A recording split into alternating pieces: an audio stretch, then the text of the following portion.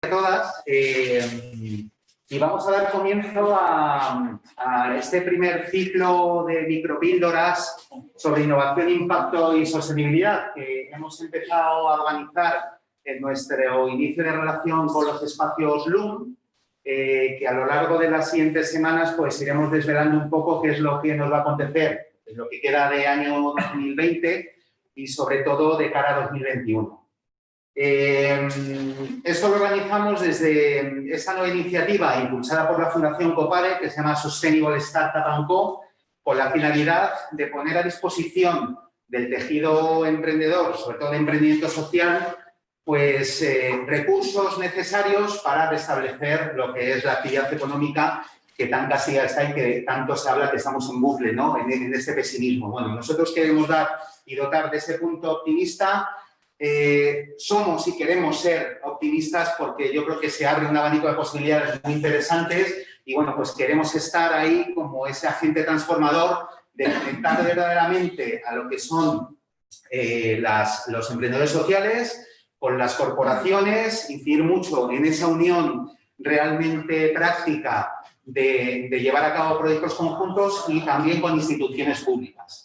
Y todo ello dando una fluidez a lo que es la economía de una forma consciente. Es decir, yo creo que ahora es necesario un cambio importante en cómo se maneja el capital, sobre todo a disposición de los diferentes proyectos que están solventando grandes problemas a situaciones concretas en el mundo, para sobre todo mejorar el planeta, en movilidad, en alimentación, en medio ambiente, etcétera. Y, bueno, pues nosotros queremos hacer un agente transformador, un agregador de recursos, desarrollar alianzas, que ya las estamos haciendo con diferentes instituciones, empresas y otro tipo de organizaciones, con la finalidad de, bueno, nosotros como emprendedores, pues nutrirnos de todo este tejido y crecer en red, ¿no? Que al final de eso se trata. Estamos en la era no de la competencia, sino de la competencia, ¿no? Y entonces, esto va ya de colaborar.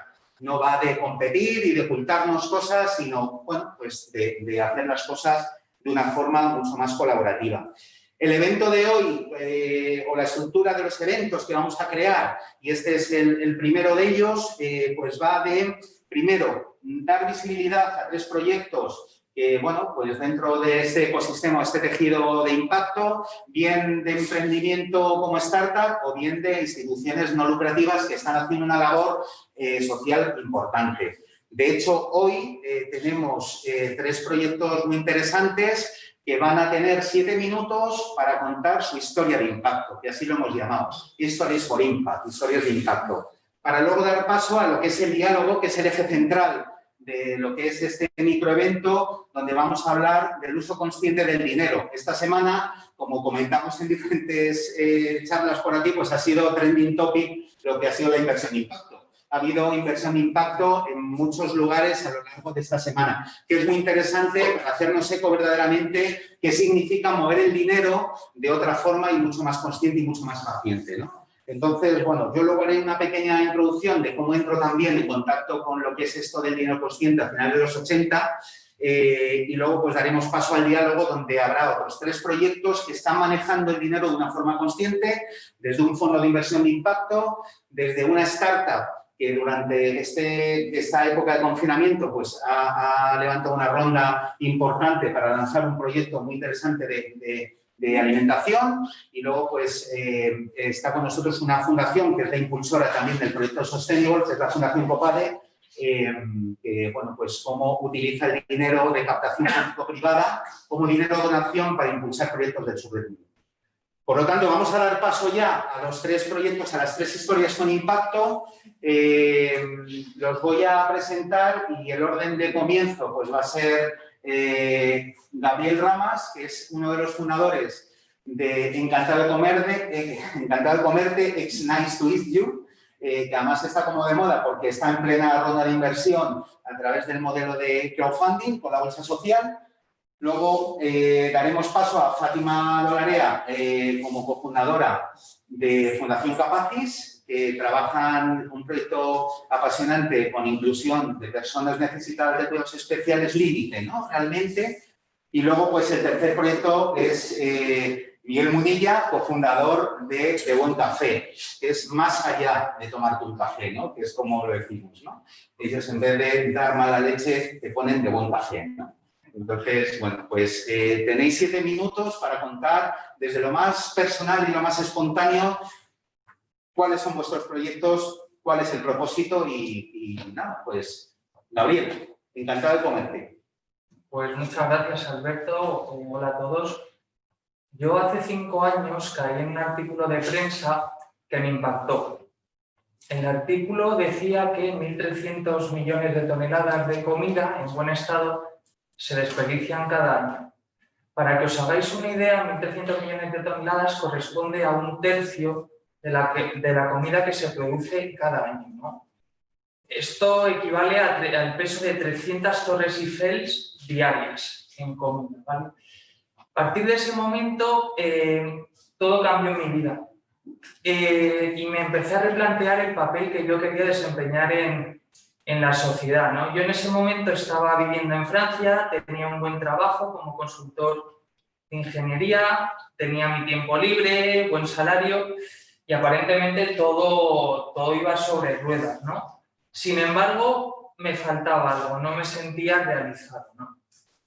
Poco tiempo después dejé mi trabajo, rompí mi hucha, capitalicé el paro y me lancé a la aventura. Me metí en cursos de gestión empresarial, me metí en una primera incubadora, di forma a la idea, después me di cuenta de que solo no podía con lo que iba a ser mi proyecto, ahí es cuando conocí a mis actuales socios. Por aquel entonces el proyecto era Nice to Meet You y bueno, nos juntamos y un día nació Encantado de Comerte, el nuevo Nice to Meet You, ¿no? Encantado de Comerte es una app que pone en contacto a comercios de alimentación de proximidad con usuarios finales, con el objetivo de dar salida de manera rápida y eficaz a toda esa comida que a día de hoy acaba en el cubo de la basura, pese a estar en buenas condiciones para el consumo, ¿no? Pero el objetivo de hoy, creo que en el evento de hoy no se trata de hablar de mi proyecto, sino de algo que para mí tiene incluso más importancia y es cómo de importante ha sido en mi trayectoria, tanto personal como profesional, tener un propósito. Cuando hablo de propósito, me refiero a un buen propósito. Me explico. Ejemplo. Querer ser millonario en la vida es un propósito y es totalmente válido. Sin embargo, yo me refiero a un propósito que pueda generar un impacto positivo no solo en ti mismo, sino también en tu entorno, a nivel medioambiental y social. El primer punto por el que creo que tener un propósito es muy importante es que, bueno, te permite sentirte realizado en tu día a día, estar motivado e incluso ser resiliente, más resiliente frente a situaciones adversas. Por ejemplo, en nuestro caso, en Encantado de Comerte, nosotros comenzamos a funcionar a finales de 2018. Por aquel entonces había otras aplicaciones en el mismo nivel más o menos que nosotros, ¿no? Haciendo pues más o menos lo mismo que nosotros, ¿no? Éramos 3 o 4 aplicaciones y de repente llegó Too Good To Go. Too Good To Go, para los que no lo conozcáis, es un bicho muy gordo, ¿vale? Es un bicho muy, muy gordo y pues lo que ocurrió por aquel entonces es que todas las demás aplicaciones estaban con nosotros, pues se cayeron. Quizás se cayeron porque pensaban que no podrían competir, hacer frente a Goliat, ¿no? Nosotros no. Nosotros en ese momento estábamos tan convencidos del impacto que queríamos generar, de nuestra misión, teníamos tan claro que el problema que estábamos solventando, el desperdicio de alimentos, es tan gordo que estábamos tranquilos. Sabíamos que ese problema no lo iba a resolver un Too Good To Go 2 o 3. Por lo tanto, ese convencimiento de tener un propósito sólido es lo que nos mantuvo en pie en ese momento. El segundo punto por el que creo que es muy importante tener un propósito es que te permite innovar. En nuestro caso, en Encantada de Comerte, nosotros al principio teníamos un dilema, y es que sí que es cierto que estábamos dando respuesta al problema medioambiental del desperdicio de alimentos, evitando que lotes de alimentos se acaben en el cubo de la basura de manera innecesaria, pero sin embargo no estábamos resolviendo el problema ético del desperdicio de alimentos. ¿Cuál es el problema ético del desperdicio?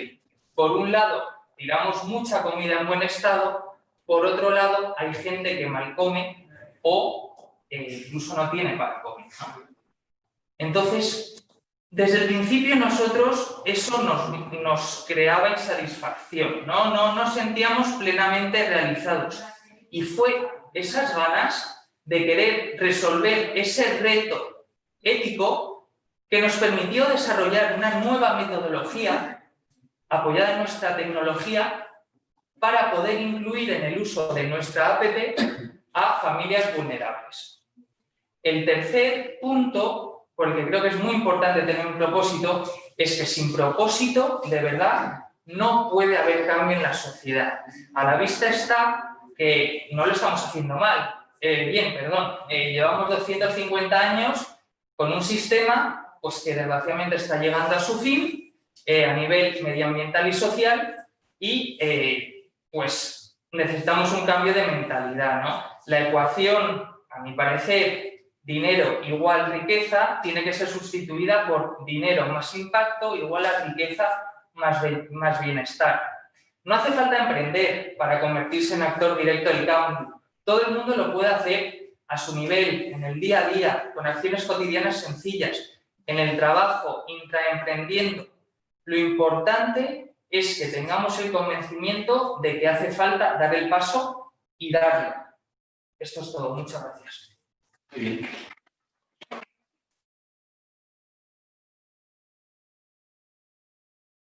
Bueno, pues ahora vamos a dar... Gracias, Gabriel. La verdad que nunca te había oído 7 minutos casi tan seguidos. ¿Se me acuerdo? Pues vamos a dar paso a Fátima, que nos cuente cuál es el propósito y el proyectazo de Fundación Capacis, ¿no? Yo además estoy orgulloso porque en otro momento pues hemos colaborado con ellos y la verdad que es maravilloso. Pues nada, muchas gracias. Pues muchas gracias, Alberto, por invitarnos. La verdad que nos encanta contar nuestro proyecto y nuestro propósito. Ya llegándole vueltas un poco a qué, cómo explicaros lo que hacemos en la Fundación, pensé mucho en nuestro propósito, porque creo que el propósito es el que te lleva al final a hacer todo lo que haces, ¿no? Yo soy Fátima de la Vega, soy cofundadora de la Fundación Capacis y ahí está Silvia Sombría, que es la otra fundadora de Capacis. Cuando empezamos Silvia y yo nos conocimos trabajando en otra fundación de discapacidad enorme, con muchísimos recursos, con muchísimos medios, y las dos pues teníamos un puesto estupendo. Estábamos en el consejo de dirección, ella llevaba parte de los recursos humanos, yo llevaba planificación y desarrollo, habíamos pasado previamente por empresa, yo estuve 10 años en consultoría de gestión, ella en recursos humanos, o sea, teníamos mucha experiencia. Y estábamos muy bien, o sea, no nos podíamos quejar, estábamos muy bien. Pero empezamos a detectar que faltaba algo en el sector de la discapacidad. Resulta que a nuestra entidad, ya todas las conocíamos, llegaban chicos que aparentemente eran normales, que parecía que no les pasaba nada, ¿no? Que eran chicos que no tenían ningún problema, pero luego tenían muchísimas dificultades. Y esos chicos llegaban a una fundación y decían, ¿yo qué hago en un centro estacional? ¿O yo qué hago en un centro especial de empleo trabajando? Yo quiero seguir formándome, yo quiero seguir estudiando. Y entonces ahí fue cuando descubrimos que existía la inteligencia límite. Nos pusimos a investigar mucho. La inteligencia límite es un perfil muy desconocido dentro de la discapacidad intelectual. Para que os hagáis una idea, son esos chicos que no tienen rasgos que les identifiquen, que les falta algo. Si todos pensamos, siempre decimos, si hacemos memoria, nos acordamos de uno que era más lento en nuestra clase, que le costaba más hacer cosas, o que de repente vas a la panadería y te atiende una chica que te está le falta un recuerdo, ¿no? Eso es un poco lo que nosotros decimos. Es la manera de identificarlos. Son chicos que tienen un potencial tremendo, pero que no tienen recursos a los que acudir. Porque nos hemos dedicado siempre a que la educación en España es la que es, y o te sales del cuadro, si te sales del cuadro ya no entras dentro, ¿no? Entonces, o entras en un colegio de educación especial, o parece que estos chicos están en tierra de nadie, que es lo que nosotros veíamos, ¿no? Familias que se habían esforzado muchísimo para acabar la etapa escolar, que se habían dejado la vida para poder continuar, llegaban a los 18 años y la sociedad no les ofrecía nada. No podían ir a la universidad, no podían hacer una formación profesional normalizada, porque no tenían el nivel, y la opción ¿cuál era? Y entonces ahí dijimos, bueno, ¿y por qué no aplicamos los conocimientos que tenemos nosotros de discapacidad, más los que tenemos de empresa, y montamos un proyecto donde podamos formar a estos chicos y sacar el potencial que tengan y desarrollarlos al máximo, buscarles un trabajo? Entonces, fue muy complicado. Yo creo que cualquiera que haya emprendido sabe lo que supone y sabe las tortas que te das una y otra vez. Cuando empezamos creyéndonos que nos íbamos a comer el mundo, que, bueno, dos mujeres emprendedoras, emprendimiento social, bueno, esto va a ser... O sea, los cabezazos que nos pudimos dar, yo recuerdo cabezazo literal, o sea, salí de una reunión de la Cámara de Comercio que habíamos ido de, sí, había ayudas para mujeres, pero ya no. Sí, había ayudas para tal, pero ya no. Claro, he de decir que empezamos en el 2011, en plena crisis. O sea, la gente nos miraba como si fuéramos dos locas, que ¿por qué dejáis un trabajo con lo bien que estáis? ¿Por qué se os ocurre meteros ahora en esta historia? Pues porque teníamos un propósito. O sea, porque teníamos claro que era necesario, que hacíamos falta. Entonces, yo recuerdo esos cabezazos que nos dimos al salir de esa reunión. Pero es que recuerdo que nos metimos en lo de Madrid Emprende, por ejemplo, y nos pusieron a un consultor junior en la Torre Picasso, que no sabía nada, que acabamos explicándoles nosotros lo que era una fundación, lo que suponía la forma jurídica que queríamos hacer, la diferencia entre una asociación, o sea, y salíamos de ahí diciendo, ¿pero cómo es posible? Entonces, fueron momentos muy duros, llamamos a un montón de puertas, sufrimos mucho, pero teníamos ese propósito, y lo teníamos claro, entonces pues seguimos llamando a puertas. Llegó un momento que hubo una entidad que confió en el proyecto cuando no teníamos nada, porque realmente siempre ya no teníamos nada. Salimos cada una, con una mano delante y otra detrás. Nos dejaron un espacio unos amigos en una oficina, teníamos folios, podíamos empezar a redactar el proyecto. Yo tenía ordenador, Silvia se lo tuvo que comprar, o sea, fue todo así. Y es verdad que fueron momentos muy duros, pero te das cuenta que hay que seguir. Hay que seguir y en nuestro caso había muchos Too Good To Go. Nosotros somos una fundación muy pequeñita en el sector de la discapacidad. En Madrid pues hay fundaciones enormes que hacen una labor fantástica, pero nosotros sabíamos que teníamos algo especial, era un perfil muy concreto, que a estos chicos no les atendía nadie. Entonces, entre esas puertas que llamamos fueron muchas entidades de nuestro sector. Entonces, lo primero que hicimos fue intentar que conocieran nuestro proyecto y a esas entidades grandes decirles, aquí estamos. Nos ocupamos de esto. Si os llegan chicos así, nosotros somos los especialistas. Y dejarnos mandaros si nos llegan chicos que no encajan con este perfil. Entonces, esas alianzas fueron las que nos permitieron empezar a crecer y a desarrollar el proyecto. Lo que ha comentado Alberto antes, estamos en un momento de colaboración. No puedes crecer tú solo. Nosotros lo teníamos claro, las dos era imposible. Pero ese apoyo, al final lo que nos hizo fue ver que las empresas formaban parte de nuestro proyecto. Sabíamos que las que no nos podían dar dinero nos podían ayudar con formación, nos podían ayudar haciendo prácticas de nuestros chicos, nos podían ayudar contratándoles. Entonces nos hemos ido apoyando y hemos descubierto que al final el valor que tenemos está también en el valor que tienen nuestros colaboradores. O sea, así es la manera de Fundación Capacis. Por resumir, ahora mismo empezamos con 3 chicos, ahora tenemos cerca de 80, tenemos a 28 contratados, hemos impartido más de 5.000 horas de formación el año pasado, más de 4.000 horas de prácticas, tenemos 43 mentores en empresas y un montón de colaboradores como de Un Café, por ejemplo, o Alberto, que también ha colaborado con nosotros mucho, que hacen posible que estemos hoy aquí. Así que nada, muchas gracias y abiertas a colaborar con todos.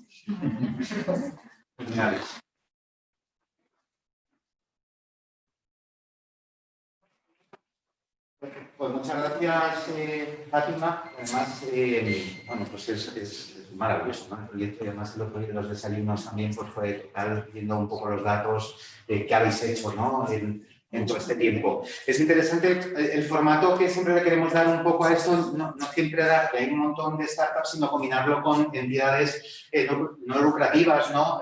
O asociaciones o fundaciones que están haciendo papeles importantes en el mundo y que, bueno, pues parece que estos foros están como más reducidos y nunca, ¿no? Y, bueno, pues es combinar un poco este tipo de instituciones porque hay cosas verdaderamente muy interesantes y, bueno, pues Fátima no lo ha comentado, pero están desarrollando alianzas con compañías de primer nivel, ¿no? O sea, quiero decir que el pool de compañías que tenéis como colaboradoras son muy importantes, ¿no? Que es donde al final encuentran un hueco los chicos con los que estáis impulsando. Déjame decir, Alberto, que una empresa muy grande con la que colaboramos nos calificó como Fundación Boutique, que nos encantó, porque es verdad, nosotros no somos una gran fundación, pero lo hacemos todo con mucho cariño y con mucho cuidado. Bueno, pues nada, muchas gracias. Bueno, y la tercera última historia de impacto es el proyecto que lidera Miguel Munilla y Aitor, su socio, que está justamente ahí sentado. Y es un proyecto muy interesante. Yo a Miguel y Aitor les conozco también desde hace muchos años. De hecho, pues siempre hemos estado haciendo ahí cosas conjuntas, nos hemos encontrado muchos caminos, nos volvemos a encontrar otra vez en estos espacios y en estos foros. Y bueno, pues Miguel nos va a contar que es de buen café. Bueno, yo quiero simplemente decir, es algo más que tomar café, ¿no? Es un proyecto con impacto, con propósito y están haciendo una labor que, bueno, han hecho una labor impresionante durante el COVID y, bueno, pues ahí siguen desarrollando... Bueno, cuéntalo tú, Miguel. Bueno. Adelante, gracias. ¿Qué es de buen café? Y tú me lo preguntas. ¿De buen café eres tú, Alberto?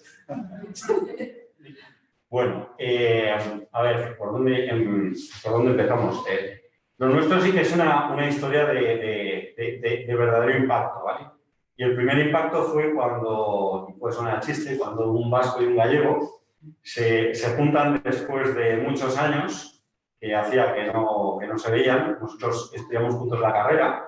Incluso llegamos a vivir juntos en un piso de estudiantes y luego pues cada uno siguió su camino. Y después de muchos años pues coincidimos tomando un café.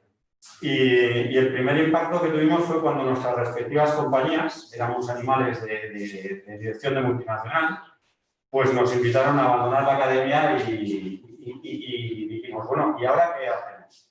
Y lo que decidimos, y por eso no hemos sido tan valientes como vosotros de dejarlo, sino que nosotros nos empujaron a ello, pues fue tomar la decisión de que no queríamos volver a trabajar para nadie, que queríamos hacer algo con nuestra vida más allá de lo que era pues ganar dinero y trabajar, ¿no?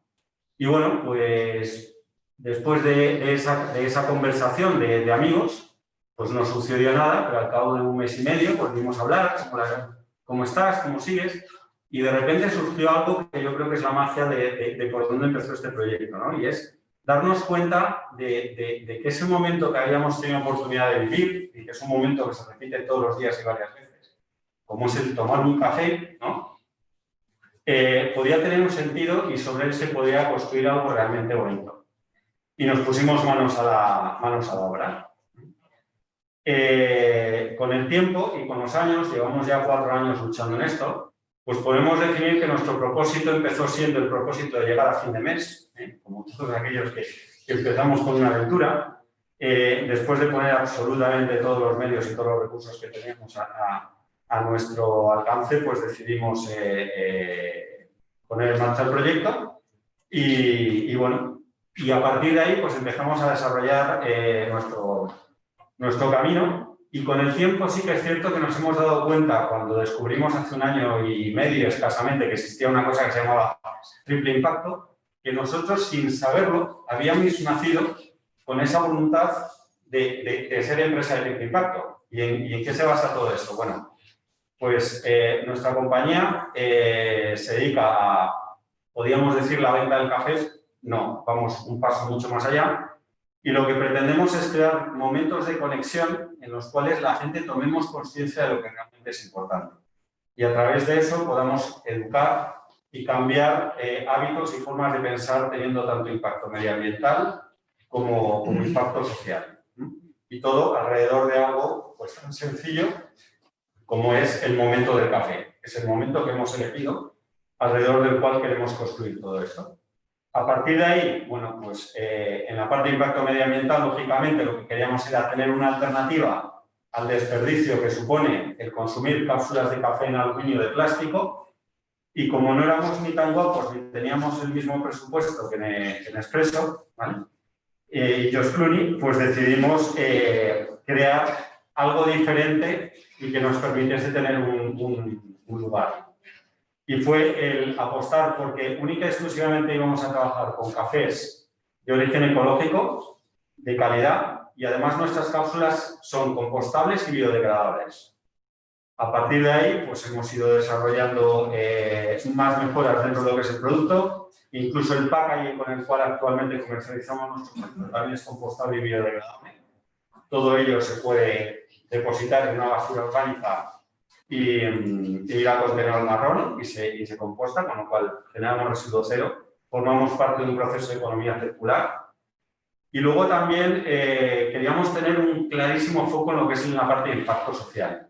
Pero no nos conformábamos única y exclusivamente con tener impacto social en el origen, donde nos abastecemos de la materia prima, sino que queríamos tener realmente impacto social local, entendiendo por local lo que es España, ¿vale?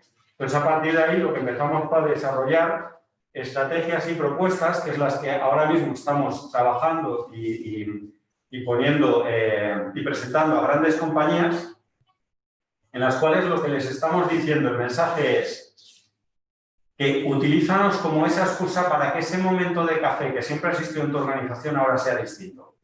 Y además aprovecha que ahora mismo ese momento de café, hazlo de buen café, y que sea el momento en el cual las personas de tu organización, independientemente de dónde estén trabajando, que es un modelo que ha cambiado y que ha venido en muchos casos para quedarse, ¿vale? Sea la excusa perfecta para que todos disfruten de un producto mucho más sostenible, más ecológico, y que sea esa excusa perfecta en la cual pues tú puedas tener una comunicación diferente con ellos. Y ahí es donde ofrecemos ese valor añadido de facilitarles pues, todo lo que son temas de aprendizajes y comunicación interna, y reforzar su comunicación interna pues, alrededor de los temas que realmente nos preocupan a todos, ¿no? Y que tiene que ver pues, con temas de impacto, responsabilidad social corporativa, mejora de condiciones de trabajo de la gente que está teletrabajando, etcétera, etcétera, ¿vale? Y luego una parte muy importante es que alrededor de lo que es el momento del café nosotros siempre queremos tener un impacto directo en alguna organización, asociación o fundación. Por poneros un ejemplo. Bueno, nosotros toda la manipulación de nuestros productos lo hacemos en centros especiales de empleo, ¿vale? Toda la distribución de nuestros productos lo hacemos a través de Koiki, que como sabéis es una empresa de impacto que hace la distribución de última milla con medios ecológicos y además con gente con limitación. Detrás de cualquier propuesta que nosotros le hacemos a las compañías, lo que intentamos es que la compañía también sea partícipe y una parte de lo que nosotros facturamos sea una donación que vaya destinada a una fundación con un propósito. Pues como puede ser, por ejemplo, la Fundación Capacis y otras fundaciones con las que estamos colaborando. Y que de alguna manera esta gente entienda que disfrutando exactamente del mismo momento de café, pues puedan darle todo ese valor añadido que tiene este momento. Es, bueno, pues en definitiva parte de nuestro propósito, ¿no? De evangelizar en todos los buenos propósitos y todo lo que podemos hacer como sociedad, con pequeños gestos, alrededor de algo tan simple como es una cápsula de café. Muchas gracias, Miguel.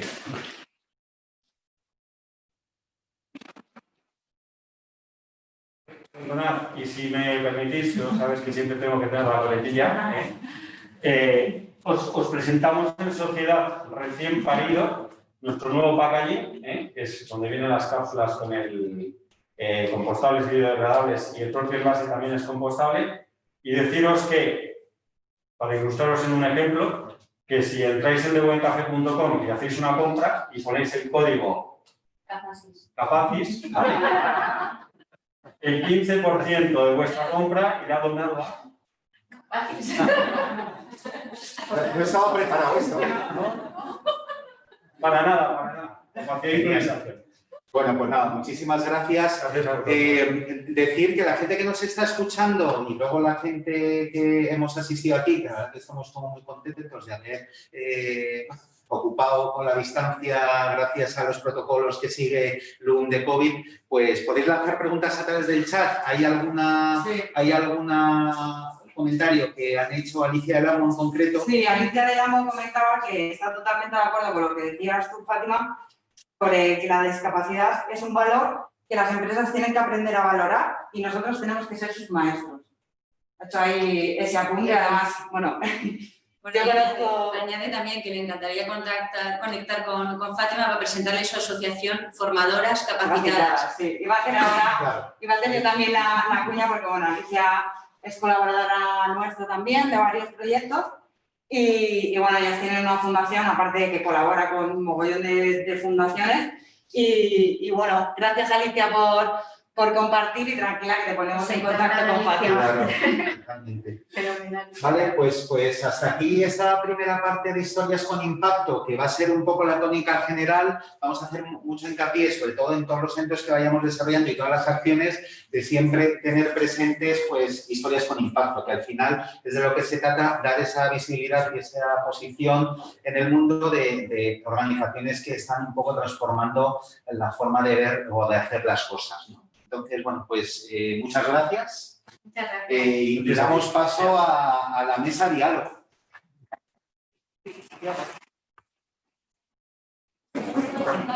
Sí. Pues ahora vamos a dar paso, como bien habéis visto en el programa, a 3 proyectos con 3 personas que están liderando el uso consciente del dinero, desde el dinero inversión préstamo, dinero inversión y dinero donación, gestión de fondos públicos y privados. En primer, bueno, por la parte izquierda, que yo soy daltónico, pues soy zurdo, está Luca Torre, que es cofundador de uno de los fondos más importantes de España a nivel de inversión de impacto. Él nos contará ahora cuál es la cantidad de capital que están gestionando y dónde se están centrando sus inversiones y también deuda, ¿no? ¿Que trabajáis? No, ¿a qué menos, no? Sobre todo inversiones, ¿no? De impacto. Luego está Inés Sagrario, que es cofundadora de una startup de impacto muy interesante porque ha levantado un fondo, ha levantado una cantidad de inversión importante de inversores de Business Angels que no estaban relacionados con el mundo del impacto. Y es un proyecto puramente de impacto y nos parecía muy interesante tener un ejemplo como el de Inés para que nos contase Econoque, que yo me quedo con la frase que tiene en su web, que Econoque cultiva cerca de ti hortalizas felices que te hacemos llegar vivas. Mola mucho y nos contará el proyecto. Y luego pues está Jaime Manteca, que es el responsable de la gestión de proyectos de la Fundación COPADE, una fundación que lleva pues más de 20 años actuando con dinero, donación, que capta de entidades público-privadas y que está ejerciendo el desarrollo de proyectos en el sur del mundo, ¿no? Que así se llama, ¿no? Y bueno, pues él nos contará luego con preguntas que vamos a hacer diálogo. O sea que si queréis contar unos 3 minutos sobre realmente vuestros proyectos y luego ya entramos en lo que es el diálogo. ¿Vale? Fenomenal. Bueno, Cabo Capital nace en el 2009, cuando yo vivía en ese momento en Nueva York, que trabajaba en la banquera de inversión, en medio de la crisis. Agustín y lo fue fundado por parte de Agustín Vitórica y yo mismo. Los dos yo trabajaba en banca de inversión y llevaba un family office muy grande aquí en España. Y los dos, un poco como decía Gabriel antes, nos dimos cuenta que algo nos faltaba en nuestra vida realmente. Nos encontramos cuando los dos, yo había ya dimitido de Credit Suisse voluntariamente y Agustín también había dimitido voluntariamente del family office. Y la idea era crear algo que más que ganar dinero. Eso realmente teníamos los dos un propósito y personalmente lo que más nos inquietaba, lo que queríamos realmente atacar es el tema de la desigualdad y la pobreza en los países de desarrollo. Entonces, en 2010 montamos una gestora de fondos de inversiones, donde al principio y ha invertido, sigue invirtiendo en instituciones financieras que dan servicios a las personas de bajos ingresos, instituciones de microfinanzas. Levantamos nuestro primer fondo en el medio de la crisis, con realmente lo que siempre decimos que no ha sido realmente gracias a nosotros, ha sido gracias a todas las personas que nos han ayudado en España y afuera, y levantamos 20 millones de euros. También gracias a ya no existe, pero gracias a la Popular Banca Privada, que nos ayudó mucho a levantar esos 20 millones. Eso lo invertimos yo creo bastante bien. Este fondo ya se ha liquidado con un retorno bastante bueno, neto para el inversor del 6%. Levantamos en 2014 otro fondo, con ayuda esta vez también de dinero de la EFID, de la Agencia para la Cooperación Internacional de Desarrollo, esta vez de 30 millones de euros, siempre con la misma estrategia, o sea, apoyar, invertir en instituciones financieras, en instituciones microfinancieras. Y las inversiones que hacemos eran en ese momento, que siguen haciendo más o menos un poquito más grandes ahora, como os puedo contar, de deuda, financiamiento y también de equity, entonces comprando realmente acciones. Mi inversión aquí van entre 2 y 4 o 5 millones de euros. En el 2016 quisimos dar un paso un poquito más adelante y pensar que la inclusión financiera ya era un tema bastante conocido y que donde ya necesitaba mucho dinero. Entonces quisimos enfocarnos en un tema donde realmente había aún más impacto social, que es el tema de la agricultura. Vosotros sabéis que en el mundo hay miles de millones de campesinos que desafortunadamente que producen comida para todos nosotros y tienen mucha falta de acceso a la financiación. Entonces quisimos realmente atacar este problema y montamos una estrategia de inversión para transformar el sistema financiero, para transformar las instituciones financieras, para que empiecen a prestar más dinero a los pequeños campesinos en el mundo. Solamente trabajamos en países de desarrollo, es importante que lo diga, no trabajamos realmente en España. Nos hemos dado mucha vuelta al tema español, pero pensamos que estamos muy enfocados en temas de países de desarrollo, entonces no queremos movernos de ahí. Sí, entonces, perdona, que estás contestando a preguntas que luego también voy a hacer. Entonces, perdona, vuelves con tanta pasión que, perdona. Este fondo son 120 millones de euros. Sí. Este último fondo que hemos lanzado y completamente no invertido, pero ya lo tenemos todo, ya completamente levantado. Y ahora se está abriendo un poco un nuevo camino porque la empresa ya tenemos 8 empleados, muy pronto 9. Y entonces estamos un poco ya, o sea, nos estamos ya acercando, somos ya una empresa ya en términos de inversión de impacto, ya de medio tamaño. Sí. Para, perdón. No, estupendo. Pues nada, Inés, cuéntanos un poco qué es Econoque. Bueno, muy bien, pues nada, buenas tardes a todos. Yo soy Inés Sagrario y junto con mi prima, con Ana Sáez, montamos pues hace 2 años y medio ya, aunque las pruebas de producción empezaron hace 4 años, un proyecto de agricultura urbana. Lo que queríamos era reconectar con nuestros alimentos, volver a comer productos recién cosechados, sin que eso pues, se riñera con el vivir en una ciudad, que es donde estamos, y también sin que tuviera un impacto negativo en el medio ambiente. Por el camino también fuimos viendo que había un aspecto social que fuimos incorporando al proyecto, porque la verdad es que en los inicios, pues algunas de estas fundaciones que mencionaba Fátima nos echaron un cable, nos cedieron un espacio en un invernadero pequeño, primero en Monte Carmelo, luego en otro en Boadilla, y fuimos aprovechando y ya pues el año pasado nos independizamos, pero decidimos que seguiríamos creando empleo para personas con riesgo de exclusión social.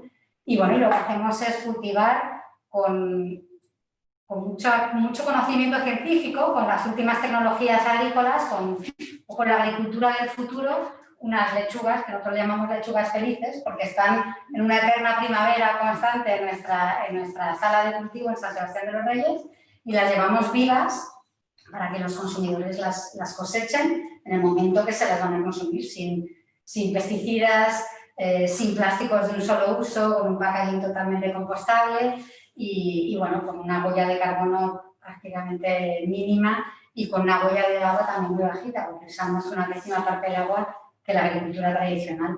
Así que bueno, ese es el proyecto. Luego ahondaremos más en otras cuestiones más relativas a lo que es la inversión.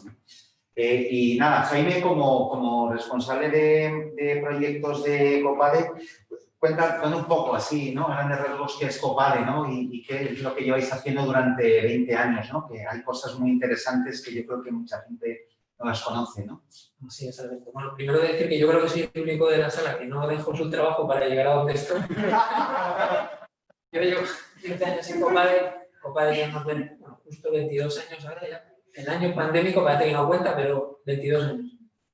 Y bueno, básicamente somos una ONG de desarrollo, nos dedicamos a hacer cooperación en desarrollo, trabajamos principalmente en Latinoamérica y somos una entidad social, una entidad de comercio justo. Nuestro objetivo, nuestro propósito, ¿no? Que ha salido bastante esta palabra, es básicamente tratar de ayudar y mejorar las condiciones de vida de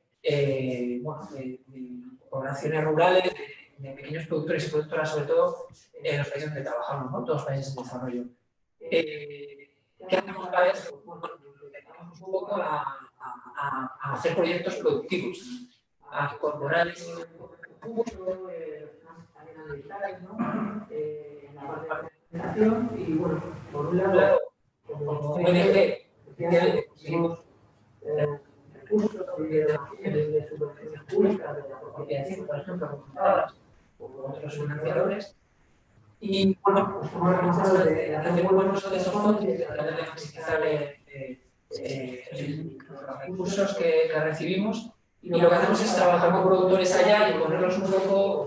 Yo creo que nos hemos dado cuenta después de 22 años que para transformar de verdad tenemos que implicar a las empresas aquí, ¿no? A las empresas retailers, compradores, distribuidores, no basta con, o por lo menos creemos que los consumidores, bueno, tiran de la demanda pero no es suficiente, ¿no? Van demasiado despacio. Entonces, bueno, pues yo creo que nuestra idea es un poco trabajar cambiando un poco, transformar a las empresas que den pasos hacia la sostenibilidad. En este caso de productos con los que nosotros trabajamos con pequeños productores, pues apostar por ese tipo de productos que normalmente son más caros, porque obviamente tienen una parte social detrás importante, pero que conlleva un cambio en las condiciones de vida de los productores que es importante. Entonces, básicamente eso es lo que Genial.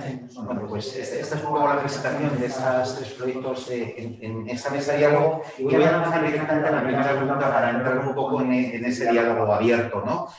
Ya compartí inicialmente con vosotros, pero bueno, para que sepamos un poco de qué va esto. ¿Cómo está evolucionando en España las inversiones tradicionales basadas en la búsqueda de una rentabilidad pura? Es decir, las inversiones clásicas desde Business Angels o desde fondos de inversión tradicionales hacia un modelo más colaborativo, inversor-proyecto, de una forma más paciente y consciente, según vuestra experiencia y según lo que estáis viendo ahora mismo, ¿no?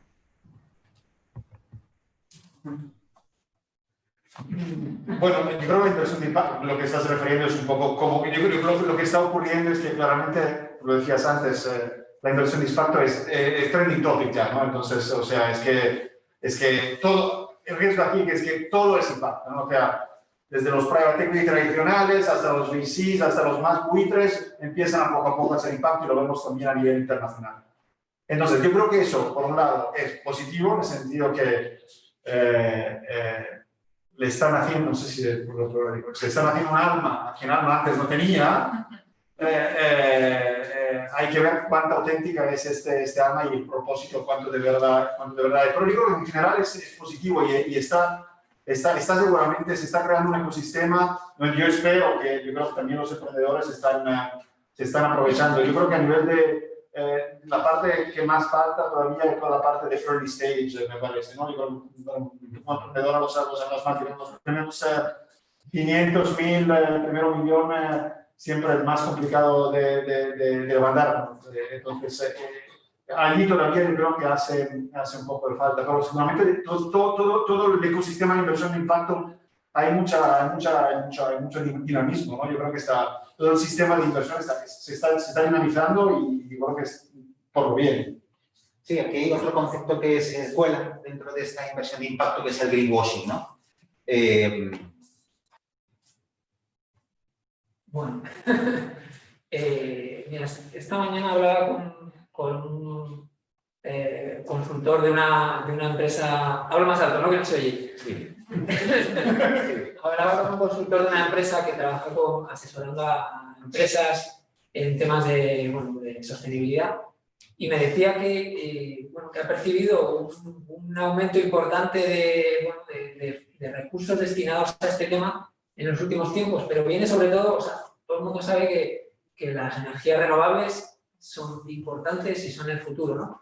Pero no ha habido todavía una apuesta importante. Ahora parece ser, desde hace unos meses, me decía, el megavatio producir un megavatio de energía solar ya es rentable, ya es más barato que una térmica, por ejemplo. Entonces, eso ha hecho que las inversiones aumenten exponencialmente, ¿no?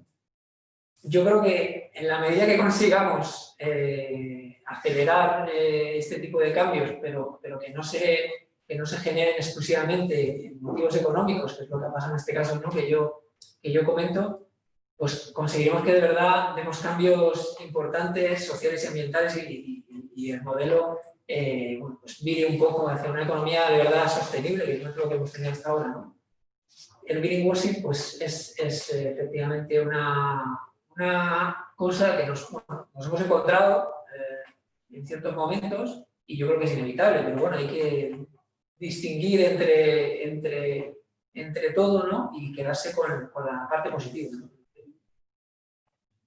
¿Tú qué piensas, Inés? Bueno, a ver, yo, por nuestra experiencia personal, yo recuerdo, pues ahora 2 años que estuve en una sesión que había con mujeres emprendedoras en una escuela de negocios y que nos vinieron a hablar de cómo presentar tu proyecto y claro, era, no, pero y los números y multiplicarlo por 10 y tal, y esto, y si no, ningún inversor va a querer entrar y nada, aquí esto me lo tienes que rehacer los números, piensa en mercado nuevo, tal.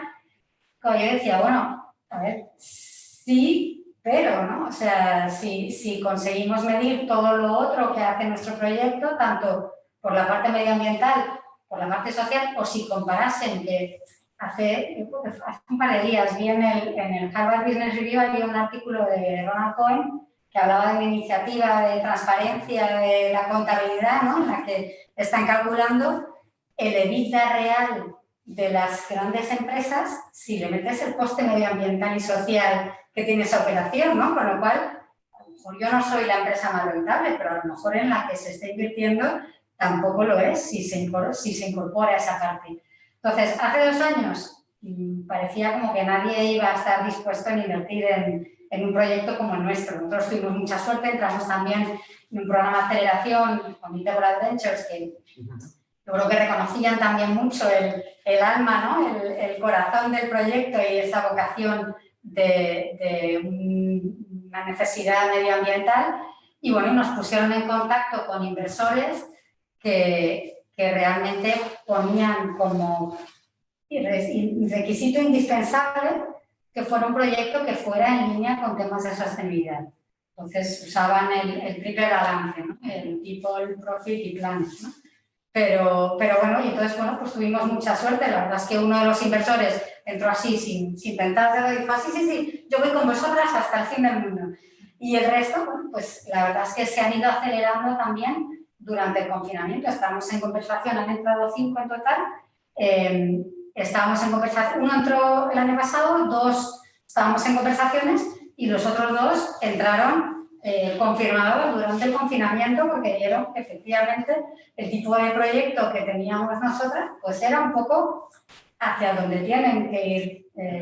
Es por eso, porque te has adelantado la respuesta de una pregunta que te iba a hacer directa, que era cuáles fueron las decisiones clave que tomaron vuestros inversores para formar parte de vuestro proyecto de impacto y cuáles fueron vuestros retos para que se llevara a cabo esa inversión. Es decir, siendo un proyecto de impacto y que ya estabais en ese triple balance, un proyecto con propósito y demás, realmente, inicialmente los business angels que han entrado no tenían tanto esa concepción, ¿no? De lo que era la inversión de impacto, ¿no? Porque... Yo creo que en general sí que el tema de la sostenibilidad o la conciencia medioambiental, yo creo que en general que la tenían, ¿no? O sea, no se iban a meter a un proyecto de energía fósil, ¿no? O sea, pero bueno, yo creo que simplemente también cómo se están acelerando muchos de estos temas a nivel global hoy en día, pues les ha dado más incentivo. Pero vamos, yo diría que eran business angels que ya venían un poquito de serie programados a preferir un proyecto en el que sí, obviamente, que tuviera un sentido económico, pero también que tuviera un sentido medioambiental. Y a todos también les ha gustado mucho esa parte social que vamos incorporando en el proyecto y que nos parece también muy importante. Qué bien. Esto ahora es una pregunta para Luca, ¿no? Desde Gawa, ¿no? ¿Cuál es, por un lado, o sea, es una doble pregunta, ¿no? ¿Cuál es el propósito de Gawa Capital como fondo de inversión de impacto, por un lado? ¿Y cómo estáis desde vuestro fondo contribuyendo a ese cambio sistémico, verdaderamente, ¿no? Claro. Bueno, nuestro propósito es muy sencillo, es realmente acabar con la pobreza. La pobreza y la desigualdad es lo que intentamos atacar. Y lo hacemos a través de inversiones en instituciones de microfinanzas. ¿Cuál es la dinámica? O sea, ¿cuál es la teoría de cambio que tenemos? Para nosotros la pobreza no es un problema, es una cadena de problemas, ¿no? Que siempre empieza con la falta de recursos económicos y eso impide a que la gente pueda tener acceso a servicios básicos como nutrición y educación, que a su vez impide a tener un trabajo, o sea, trabajar. Si no comes o si estás enferma y si no tienes un hospital, no puedes producir, no puedes trabajar y de consecuencia te vas a quedar en esta situación de pobreza. Nosotros pensamos que para acabar con la pobreza, lo que hacemos nosotros no es suficiente. Eso absolutamente no es suficiente. ¿Por qué? Porque necesitamos fundaciones que también trabajen construyendo escuelas, hospitales, energía, etcétera, etcétera.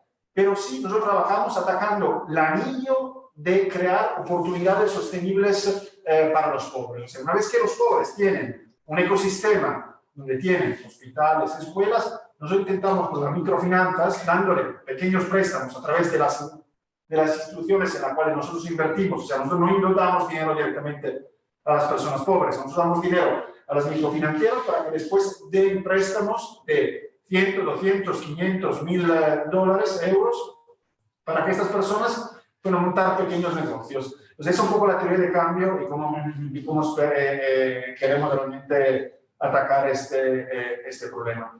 Hay que decir que estamos intentando, cuanto más posible, ser más específicos. O sea, hemos pasado de una teoría de cambio bastante genérica, que la acabo de explicaros. Ahora estamos intentando atacar el problema que comentaba al principio, que es el tema del pequeño agricultor. O sea, yo creo que para evitar el greenwashing o el SDG washing, como lo llaman, tenemos todos que empezar a ser muy específicos en los problemas que queremos realmente resolver y construir empresas o estrategias de inversión, en nuestro caso, para atacar a un problema muy específico. Genial, gracias. Esto es una pregunta para Jaime. ¿Qué impacto real estáis observando con las comunidades con las que estáis incidiendo verdaderamente en Latinoamérica? Me gustaría que contarais el proyecto que habéis conseguido desde la Fundación Copade, que es muy interesante con Leroy Merlin.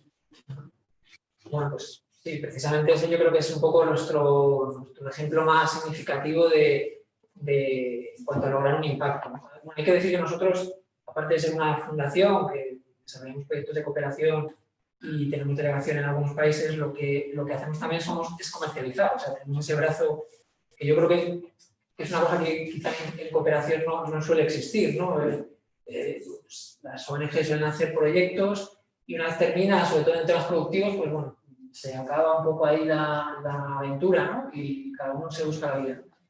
Nosotros tratamos de ir un poco más allá y dar ese paso de importar, distribuir, buscarnos la vida aquí con empresas grandes, pequeñas, aquí de todo tipo, para que la relación comercial de verdad sea un poco estable. El caso, por ejemplo, que comenta Alberto con el Merlin, pues surge de un proyecto ya de hace años en el que, bueno, creamos lo que está un poco también de moda desde hace unos años de las alianzas público-privadas, ¿no? En este caso nos embarcamos con fondos de la cooperación, con la ayuda de Leroy Merlin y alguna otra empresa en desarrollar toda una gama de productos de madera en este caso. Y bueno, llevamos a cabo un proyecto de cooperación donde Guatemala, la Reserva de Biosfera Maya, en el norte de Guatemala, bueno, pues hemos llegado a conseguir un impacto, yo creo, significativo. Llevamos desde que terminó aquel proyecto, que yo me terminó en el 2015, llevamos 5 años ya comercializando, importando productos y comercializando productos en Leroy Merlin, que por cierto, pues, invito a todos los que queráis, a las tiendas de Leroy Merlin, yo creo de casi toda España, están este tipo de productos con el sello de la certificación Madera Justa, que es una certificación de comercio justo para productos forestales. El producto se hace 100% allí, por productores allí, con madera FSC sacada de los bosques de la Reserva de Biosfera Maya.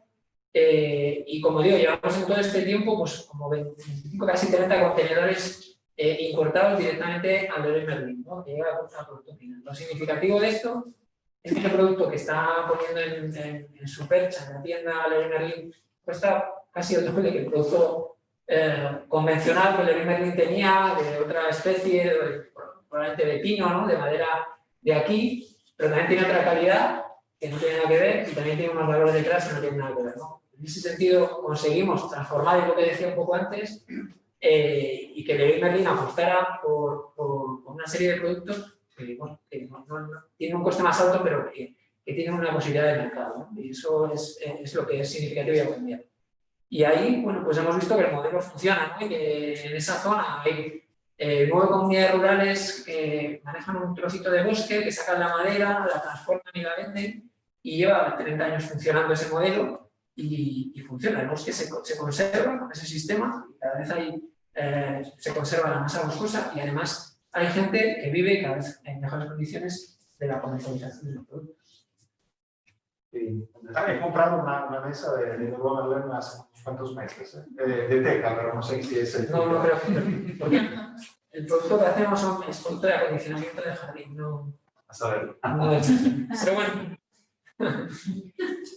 Bueno, como última pregunta así abierta al diálogo y luego pues para dar paso a diferentes preguntas que hagan pues, la gente que nos está escuchando y aquí si hay alguna duda o alguna cosa que queréis aportar, simplemente, o sea, que nos compartáis de alguna forma qué soluciones podéis aportar desde vuestras organizaciones para impulsar estos nuevos modelos de economía consciente que por un lado reduzcan estas desigualdades que cada vez son mayores y que por otro lado generen un cambio sistémico verdadero transformando los modelos anteriores, ¿no? Se está hablando que está habiendo muchos cambios, que nada va a ser igual, pero realmente si lo podéis aterrizar, ¿no? Y desde vuestro lado, ¿qué es lo que veis que podéis aportar, ¿no? Desde la fluidez de la economía, desde un nuevo concepto de alimentación y desde la cooperación, ¿no? Adelante. Bueno, yo creo que nuestra gran inquietud en ese momento es, que yo creo que es realidad en la inversión de impacto en general, hay una dicotomía entre escala y profundidad del impacto realmente. O sea, tenemos que crecer. Especialmente en España, yo creo, o sea, el sector de la inversión de impacto tiene que crecer en volumen. ¿Cómo puede crecer manteniendo la autenticidad y la capacidad transformacional de la inversión de impacto? Para mí es algo, yo creo, clave que tendremos todo que resolver. El riesgo cuál es que si crecemos demasiado rápido, lo que va a ocurrir, impact washing, no hay duda, o sea, eso es lo que puede ocurrir, lo que está ocurriendo. Por otro lado, si nos quedamos nichos y no llega dinero, los problemas no se van a resolver, porque al final lo que quiere hacer la inversión de impacto es que haya, la inversión de impacto quiere atraer el dinero privado para que haya mucho más recursos para resolver los problemas. Yo creo que esa dicotomía, vamos a ver, yo personalmente, como veo que eso se va a resolver, espero, es que tendremos que explicar mejor a los inversores, que al final son los que van a meter su dinero, que hay distintas tipologías de inversión de impacto. Hay inversión de impacto más light, donde realmente que es más cerca a lo que llaman ESG, Environmental Social Governance, que está muy bien, pero no es transformador. Y después hay otro tipo de inversión de impacto que quiere realmente transformar cómo funcionan las cosas, los sistemas, para que tengamos una economía mucho más inclusiva. Y explicarlo a los inversores que hay estos dos tipos. O sea, la inversión de impacto es para mí un término realmente demasiado... Bueno, nosotros desde una pequeña empresa, yo creo que para la inversión de impacto lo único que podemos hacer es contar nuestro proyecto y que crezcamos y nos vaya bien y que seamos un buen ejemplo para otros inversores que digan, pues oye, parecía un proyecto un poco loco, pero mira, lo han conseguido y están no solamente ganando dinero, sino también teniendo un impacto positivo a nivel medioambiental y social, ¿no? Nosotros eso, ¿cómo lo vamos a hacer? Pues consiguiendo transformar la cadena de valor de alimentación en nuestra pequeña parte, que son las hojas verdes, las lechugas, las ensaladas, y consiguiendo que la gente consuma de una forma más consciente, ¿no? Es decir, si comparas solo el precio entre mi lechuga y una que sacas de una bolsa, pues sí, soy más cara. Pero si comparas que de esa bolsa, a lo mejor si no te la comes inmediatamente vas a tirar la mitad con todo el desperdicio alimentario que conlleva y que además eso lleva un plástico de un solo uso y que además le han metido muestra modificada para conservarse durante 3 semanas, entonces ya no sabe a nada y no tiene nutrientes, en fin, que si comparas las cosas de verdad con esa transparencia, realmente mi negocio, mi producto no es más caro, probablemente incluso sea hasta más barato. Tenemos que llegar al punto que los consumidores nos sintamos inversores de proyectos en los que participamos. Estamos un poco lejos todavía, ¿no? Pero bueno, yo creo que todo llega. Jaime. Pues bueno, un poco en esta línea de conseguir consumidores un poco críticos y que de verdad permitan que las cosas se transformen. Nosotros lo que hemos visto es que lo que más nos funciona y lo que más impacto hemos conseguido es cuando las empresas nos acompañan un poco en el trabajo que hacemos, ¿no? Y no cuando lo hemos hecho solo o cuando hemos hecho algo de forma aislada, ¿no? Entonces, para nosotros, de verdad conseguir impacto y transformar pasa un poco por conseguir esas relaciones aquí con el tejido empresarial. Y bueno, o sea, los ODS pueden ser una buena excusa para de alguna forma cambiar y apostar por este tipo de actitudes que antes pues, ni siquiera teníamos esa excusa, ¿no? Y entonces, bueno, yo por lo menos como ONG y como movimiento en general de cooperación estamos utilizando mucho los ODS y la Agenda 2030 para tratar de implicar y transformar un poco en las empresas hacia cambios en este sentido, ¿no? Entonces, bueno, yo creo que en la medida que consigamos ejemplos como el de Leroy, ¿no? El Leroy que contaba antes, que sean más numerosos, pues conseguiremos, yo creo, que esos impactos sean cada vez más grandes. Bueno, pues yo tengo que preguntar. Ahora voy a dar paso. Yo quiero cerrar simplemente, y ya voy a dar paso a las preguntas. Deciros que antes os lo comentaba y agradecería que siguierais haciendo preguntas. Con una cita de Rudolf Mies, yo tuve la fortuna de conocer a Rudolf Mies, es el fundador de la banca ética, de la banca Triodos. A finales de los 80, yo siendo un estudiante de Ciencias Políticas y Sociología, pues asistí a su primera conferencia que vino en España, antes de crearse incluso la banca Triodos en España. Y bueno, pues luego por ahí, pues por Europa está en alguna organización que se ha llevado a cabo los modelos de economía asociativa, muy interesantes en ese equilibrio esférico que tiene esa fluidez de la economía que él proponía. Dice, y acabo con esta cita, Rudolf Mies, en los años 80, decía, estoy intensamente preocupado por la función del dinero en la sociedad. También creo que el dinero puede ser el motor de cambio social si se usa de una manera correcta. Si eso no sucede, podría tener un efecto perturbador, ya que los préstamos especulativos pueden fortalecer el ciclo económico. Pero esto conduce a la inestabilidad de la economía y, por tanto, al desempleo. Es casi un poco una foto de lo que está ocurriendo ahora mismo. Un tipo que, bueno, pues con unas bases teóricas que los llevó a la práctica, pues creó la banca Triodos, ¿no? en los años 80. Y nada más, bueno, muchas gracias por vuestra participación, por aportar en este espacio, en estas micropíldoras, como llamamos, y bueno, pues abiertos al diálogo. Sí, aquí tengo preguntas, no sé si Jesús, si queréis, ¿quieres empezar o damos paso a la gente que está en casa para activarla un poquito? Yo creo que nunca he estado en silencio tanto. Adelante, Jesús. Pero bueno, adelante. Todo lo que estoy escuchando es súper interesante. Yo soy un inversor, que soy un optimista y rebelde. Entonces, yo creo que conecta esto con algo que hice hace poco. Hice una investigación para dictar una conferencia sobre la igualdad de género. Claro, sale un tío con barba a hablar a las mujeres de igualdad de género y de la desigualdad. Entonces, la investigación, lo bonito de los números, es que te dicen la verdad. Entonces, yo llegué a una conclusión revolucionaria y es que la igualdad de género va a llegar por el capital, porque el capital lo que busca es la eficiencia. Y entonces, estudiando un gradiente de empresas cotizadas en Estados Unidos, las que tienen más igualdad de género en los órganos de gobierno y las que tienen menos, donde hay más igualdad de género se vende más, se gana más y se devuelve mayor retorno al inversor. Entonces, la inversión de impacto es un camino que no tiene ninguna otra forma de ser evitado. Es decir, los consumidores, con este proceso que se está produciendo de forma natural de elevar el nivel de conciencia, los consumidores van a matar a las corporaciones que llenan el océano de plástico. Se las van a cargar, las van a llevar a la quiebra. Es decir, los inversores solo vamos a poder invertir en inversión de impacto. Tú no puedes invertir en una empresa que te dice: hombre, nosotros no vamos a contratar mujeres porque se quedan embarazadas, solo contrataremos hombres. Pues tú no vas a invertir ahí.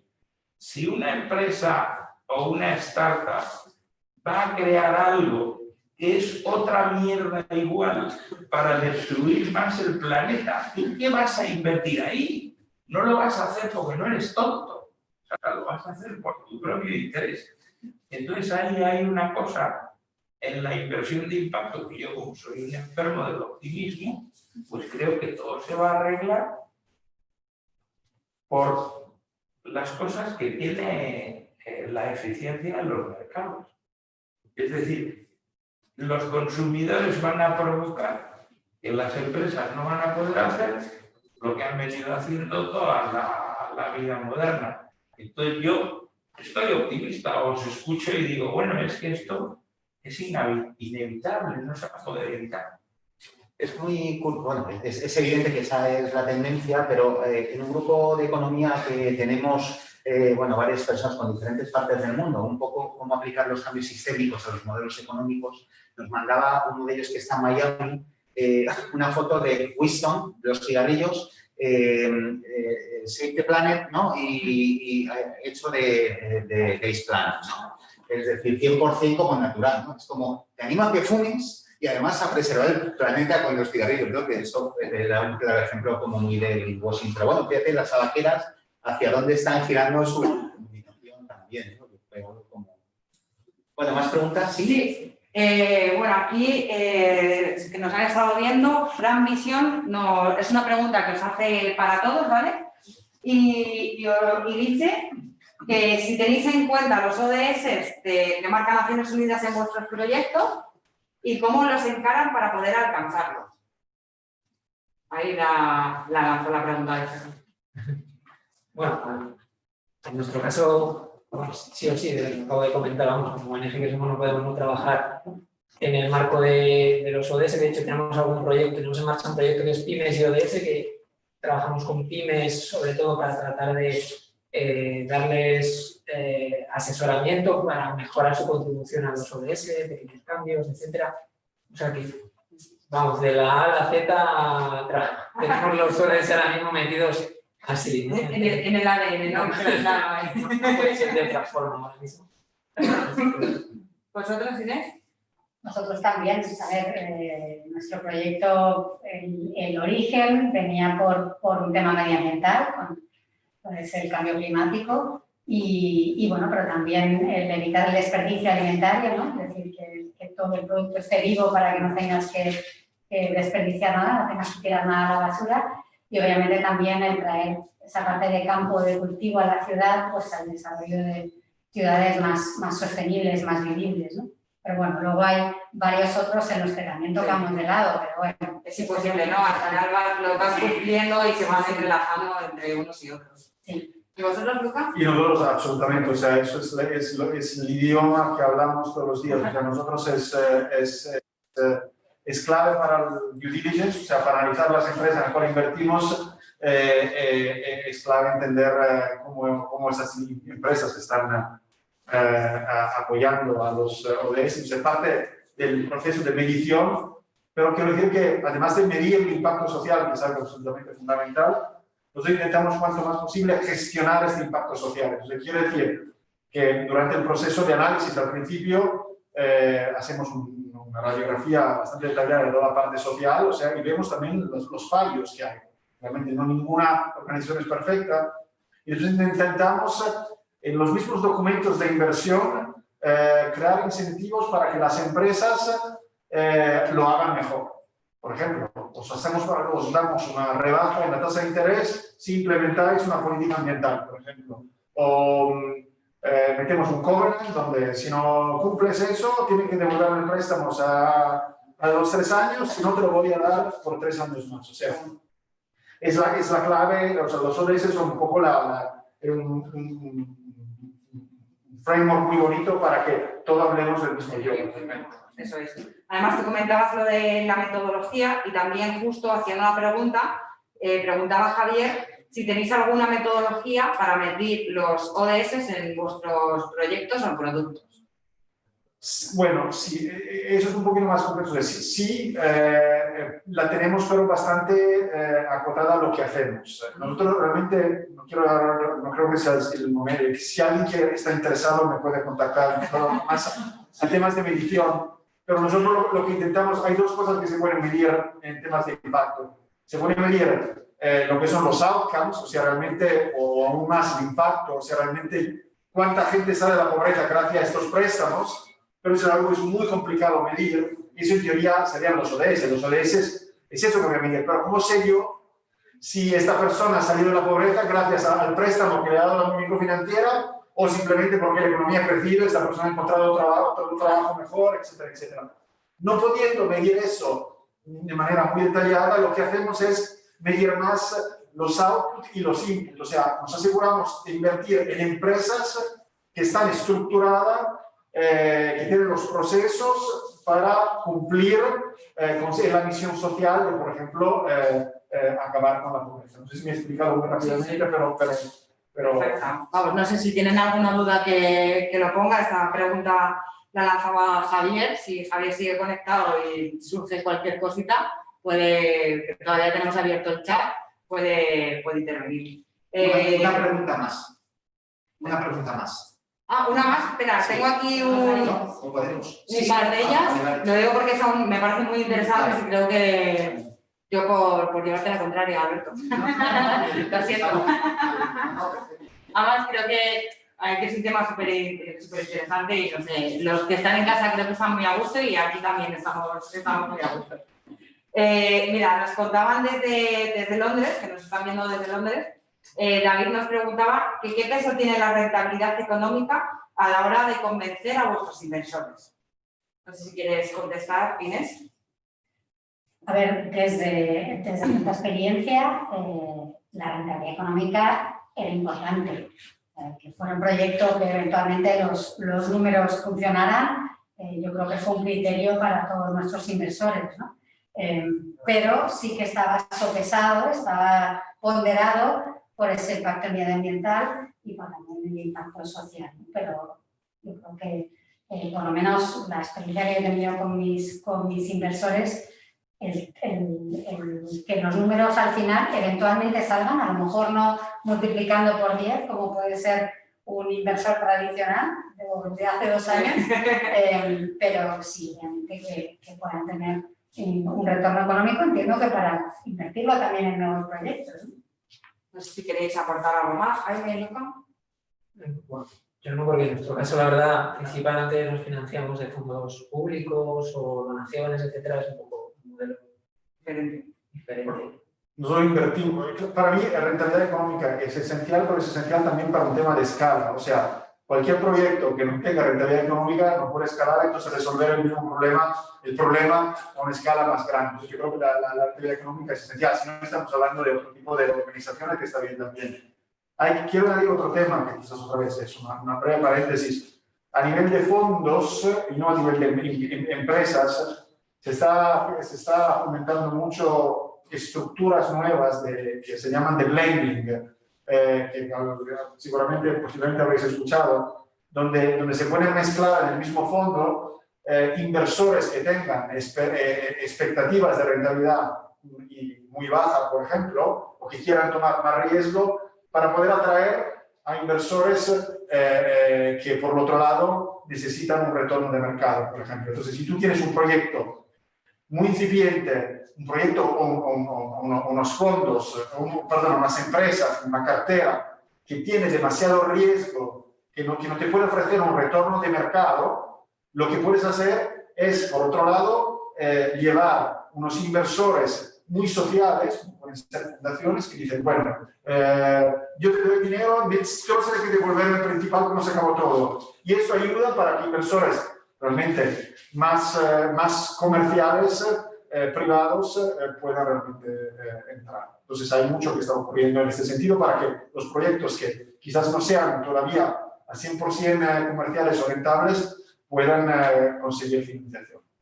Vale, pues Luca, mira, hay una pregunta para ti que pregunta ICIA y os pregunta cómo acercar vuestro fondo de impacto a las personas de ahorro medio y no solo a los grandes patrimonios. Es una muy buena pregunta. Hay mucha gente que lo ha intentado, que lo está intentando. El problema es la regulación. O sea, la regulación es bastante, permite que los bancos vendiesen bonos basura a todos, pero no permiten que podamos nosotros distribuir, no nosotros o cualquier otro, o sea, porque el fondo de capital riesgo, que son lo que hacemos nosotros, no se puede distribuir, o sea, el ticket mínimo son, depende de la legislación España o Luxemburgo, ¿verdad? Bueno, entre 100 y 150 mil euros, y es realmente la regulación. Hay proyectos, hay otros países donde eso sí que se puede hacer, por ejemplo, en Suiza, en Holanda, se puede hacer. Y yo creo que en España, en España hay tenido los bancos, donde claramente es una banca ética, donde seguramente si pones ahorros allí, algo tendrán, lo utilizarán para temas sociales, pero en la regulación puede hacer, hasta que no cambie.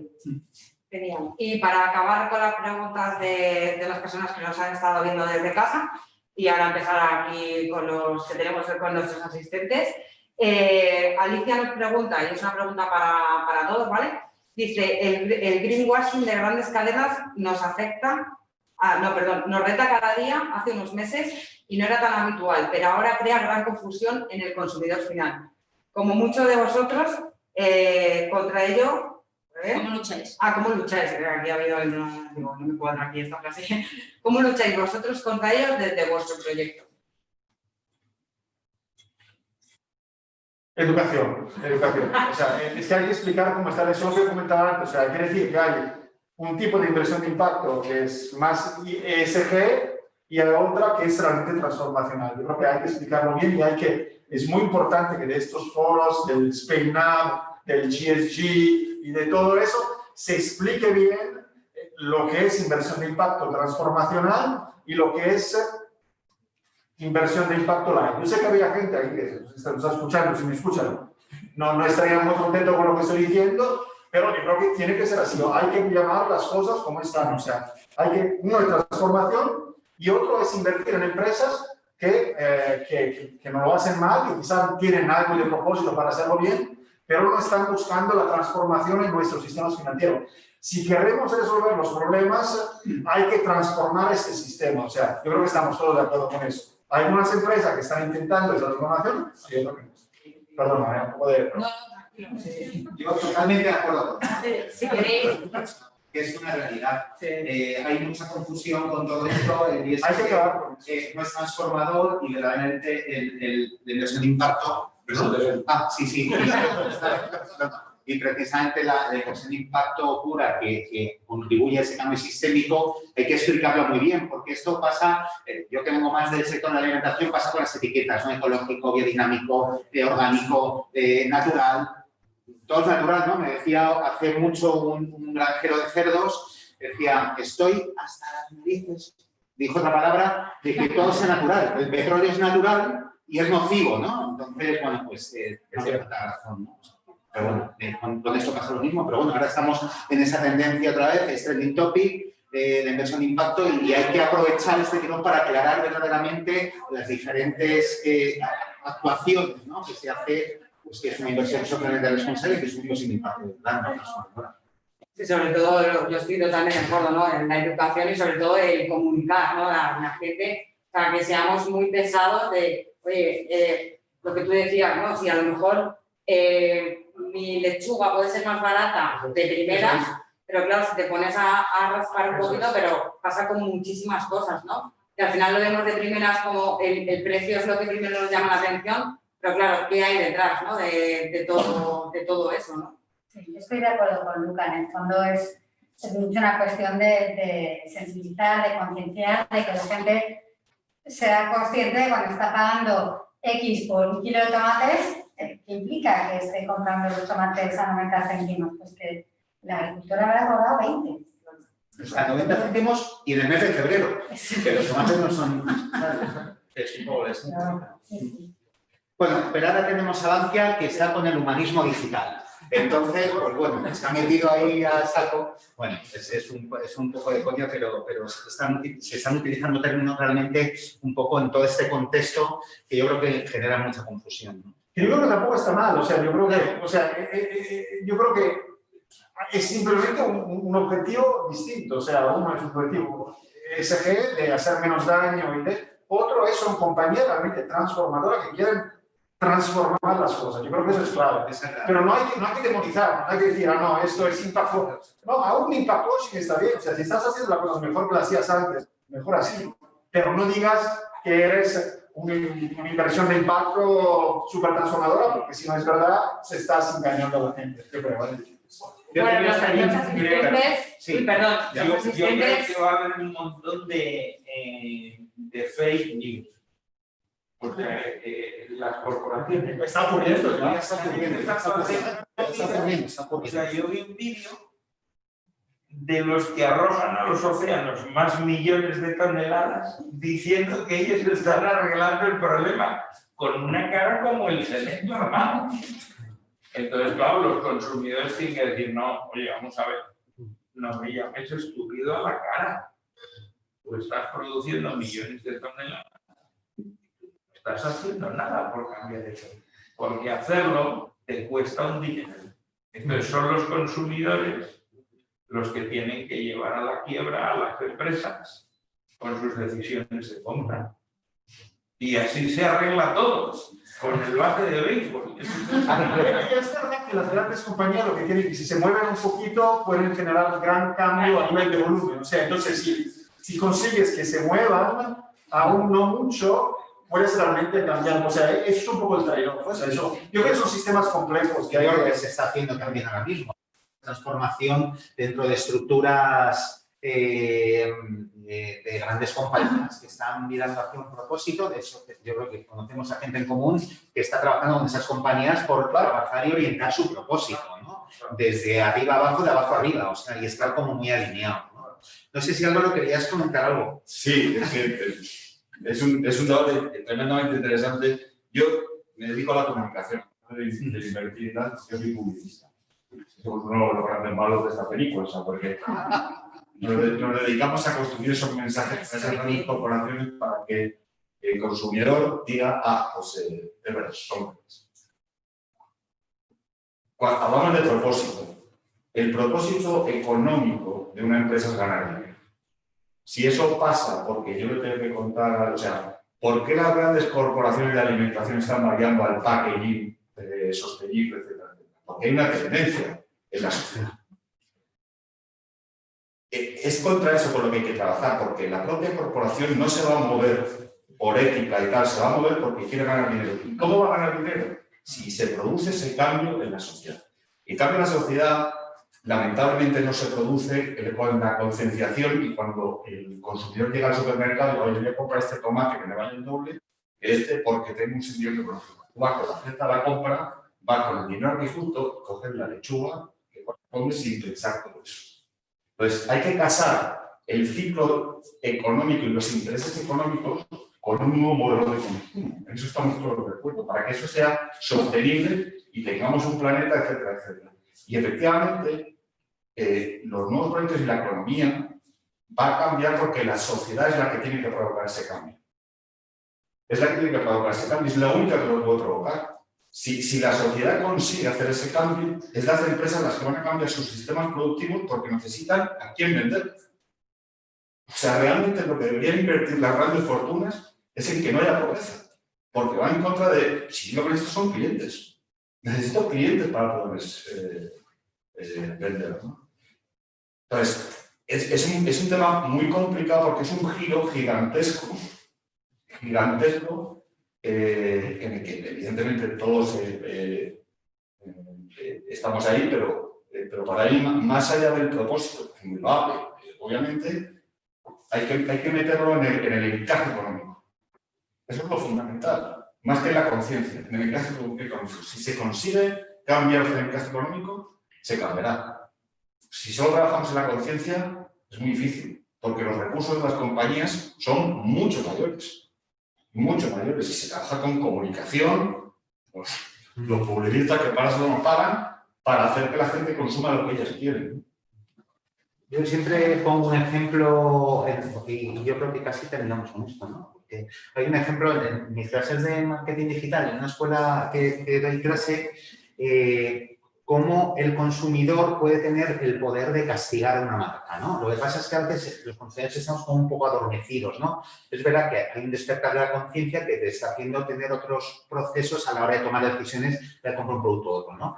Hay una marca que es una multinacional que hace sopicaldos, caldos, cremas, y cuando empieza con esa transición hacia la naturalidad del producto, te dicen, y ahora prueba estas cremas que ahora sí con productos 100% naturales. Joder, yo como consumidor me preguntaría, ¿y qué cojones me estabas dando antes? ¿No? Entonces, fijaos un poco en ese rollo, ¿no? Que al final posiblemente siguen vendiendo en el lineal, ¿no? En un despertar de conciencia del consumidor diría, cruz, esta marca desaparece del lineal, ¿no? Pero que no ha sucedido, ¿no? Realmente. Y lo han hecho muchas marcas, ¿no? Ahora sí, 100% productos naturales. Joder, pues yo como consumidor me tengo que plantear qué me estaba comiendo antes y consumía esa marca, ¿no? Bueno, pues es un poco... Pero un ejemplo muy sencillo, Nutella y nocilla. Entonces nocilla dice, el que da primero da dos veces. Yo quito las grasas hidrogenadas de palma. Entonces nocilla, a partir de ahora, no tiene grasa de palma. Y Nutella dice, yo grasa de palma a casco porro. Y los fans de Nutella siguen allí metiéndose grasas hidrogenadas. Y los otros se les regala que nocilla no lo tiene. No son del Atlético de Madrid, son del Real Madrid. Ese tipo de cositas tienen que suceder. O sea, fabricantes multinacionales de pasta de dientes. Todo se pasa en un packaging de cartón. Compras el tubo de pasta de dientes y coges el puto packaging de cartón y lo tiras a la basura para dejar ahí y usarlo. Pero ¿para qué empaquetamos así? Si no es necesario. Entonces habrá uno que dará primero. Lo que yo digo es que el favorecer ese movimiento, la fuerza de los consumidores con el poderío de las redes sociales, obligan a las empresas a ponerse de rodillas. O sea que el poder ahora lo tienen los consumidores. Y es cierto, yo creo que esa evolución se está yendo hacia un modelo de transformación total, ¿no? Pero porque el consumidor se ha convertido en más consciente, se apela más a la conciencia, que es el modelo 4.0, que se habla mucho, ¿no? El propósito de las compañías, cómo a través de la comunicación trasladan mensajes que apelan no tanto a una política agresiva de consumo, ¿no? Sino verdaderamente apelan a tu conciencia, ¿no? Y bueno, como cada vez estamos como más educados en estos niveles, pues por eso está habiendo este cambio de paradigma muchas cosas. Pero bueno, oye, pues nada, muchísimas gracias en este primer micropíldora evento que hemos organizado con LUM. Dar muchísimas gracias también a la gente que nos ha visto, que nos han visto desde Argentina, Chile, Miami, Londres y Madrid, por supuesto, y varios puntos de España. Y nada, pues os esperamos, si os apetece, para el siguiente, que será a final de noviembre, que hablaremos sobre la transformación en la forma de alimentarnos. Ese va a ser también bastante jugoso e interesante. Y nada, pues muchísimas gracias, que estamos encantados, exitazo. Y nada, y nos vemos muy pronto. Muchísimas gracias, de verdad.